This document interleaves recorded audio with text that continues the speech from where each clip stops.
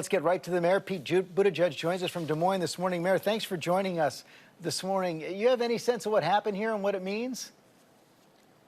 Not completely, but my understanding is that there was an issue. It was raised, and they decided to respond by withdrawing the release of the poll. And I do think at a moment like this, where you got a president routinely attacking the press, it's worth remembering the integrity and the seriousness with which reporters and press take the work that they do, and wanting to make absolutely sure that it's accurate and strong. You know, the polling this month has showed a pretty tight bunch at the top, but they also show you slipping in the national polls. Given that dynamic, do you need to crack the top three there in Iowa to be viable for this nomination? We certainly need to have a strong finish here in Iowa. You know, I think a lot of voters across the country understand that across the candidates, we share largely similar values and are focused more than anything else on making sure we have the nominee to defeat Donald Trump. Now, I believe that I have the campaign best positioned to do that, the message best positioned to do that. But of course, the first opportunity to actually prove it is to turn people out in the caucuses tomorrow evening. And that's why I'm getting in front of every caucus goer that I can. We're firing up our precinct captains and the great ground organization that we have, making sure that we leave it all on the field. And of course, asking anybody who supports this campaign to take a moment to go to PeteForAmerica.com and chip in so that we can finish strong. Tomorrow is going to be a big night, and it will propel us into the states ahead. No surprise, your competitors disagree with your assessment that you have the best chance. I know you've been making the case, the direct case for generational change, saying we can't go back to the old Washington playbook. I asked Vice President Biden about that on GMA on Friday. Let's take a look. The next president, day one, is going to have to stand on that world stage, George, and not have any time for on-the-job training. I'm running because of the fact I have this experience, not in spite of the fact I have this experience. On-the-job training.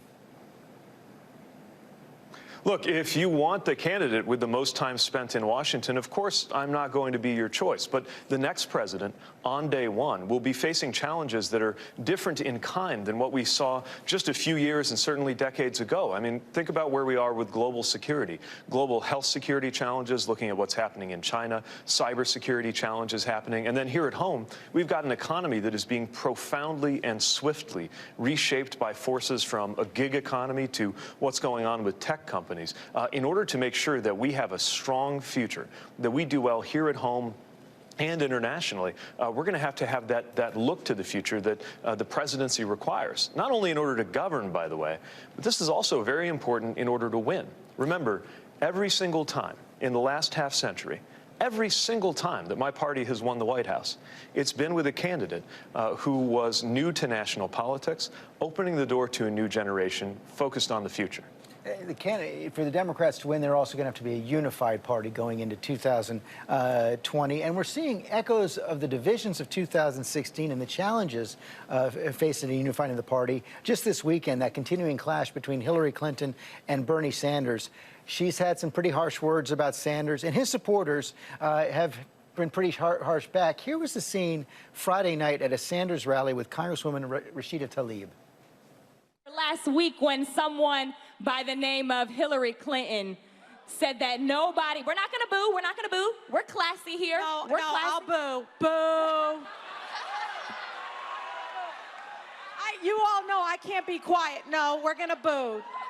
That's all right. The haters will shut up on Monday when we win. It was a real challenge to bring the Democratic Party together in 2016. Is it going to be even harder this time around? Well, I think that's up to us. Today's Groundhog Day, but tomorrow's the day after. And it's our first chance to start to make sure that as a party, we have 2020 look as little like 2016 as possible. Look, it is healthy that we have vigorous, honest, and I hope respectful disagreements about approaches and about some of the details of what we believe in. But at the end of the day, not only the majority of the Democratic Party, but the majority of the country believes in the things that we've got to do to move forward, to have higher wages, to make sure that workers are protected, to make sure corporations pay their fair share in taxes, to end endless war, do something about climate change. Even the issues that were tougher for my party in the past, like immigration or acting on gun violence, right now there is a strong American majority that wants to see these things happen. So there's an even bigger unity around what we're for. than around what we're against when it comes to the need to defeat this president. And that's my focus, and I'm seeing it in the faces of Iowans as I travel to counties across this state, many of which voted for President Obama, then voted for Trump, and are now looking for a better way. We have got to energize and galvanize, not polarize, that American majority, and it starts tomorrow. If you do well in these early states, you'll go to Super Tuesday, where you could face another mayor, the former mayor of New York City, Michael Bloomberg, who's already blanketing the airwaves with his ads right there. Why is the former mayor of South Bend a stronger candidate than the former mayor of New York City? Well, I come from a community in the middle of the country facing a high level of poverty and economic shocks and feeling left behind that got on our feet. I know what it means to transform a place that is beginning to question whether it has a future. And it's just a fundamentally different perspective. I belong to the middle class. I live in a middle class neighborhood in the industrial Midwest, the exact part of the country that my party has maybe struggled recently to connect with politically, but where many people have the most to gain from better policies and the most to lose from even one more day spent under Donald Trump and the approach that this White House is taking. So I'll stack up my approach against that of anyone, and I think it's the winning message. It's what's carried us to the point that we're now at in Iowa, and looking forward on the heels of a strong finish in Iowa to sharing that message across the country. And eventually you'd like to face President Trump. He's got a Super Bowl ad airing tonight. Let's take a look.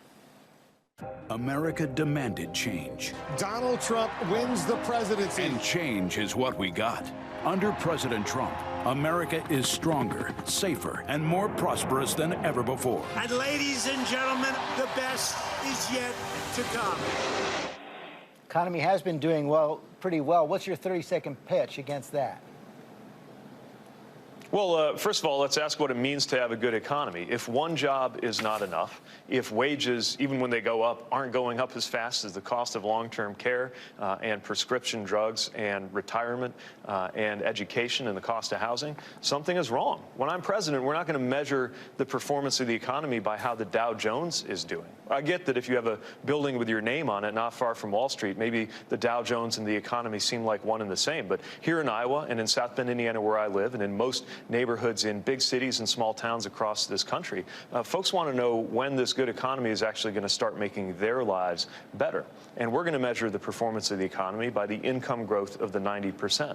And when it comes to keeping this country safe, I think our troops and our families deserve a president who's not going to throw himself a military parade and then pardon war criminals, act like TBI is no big deal when he claimed that bone spurs were disqualifying him from being able to serve when it was his turn. I'm ready to take this president on when it comes to keeping this country safe and when it comes to having an economy that doesn't just look good on paper, but actually works for us. Mayor, thanks for your time this morning. Good to be with you. Hi, everyone. George Stephanopoulos here. Thanks for checking out the ABC News YouTube channel. If you'd like to get more videos, show highlights, and watch live event coverage, click on the right over here to subscribe to our channel. And don't forget to download the ABC News app for breaking news alerts. Thanks for watching.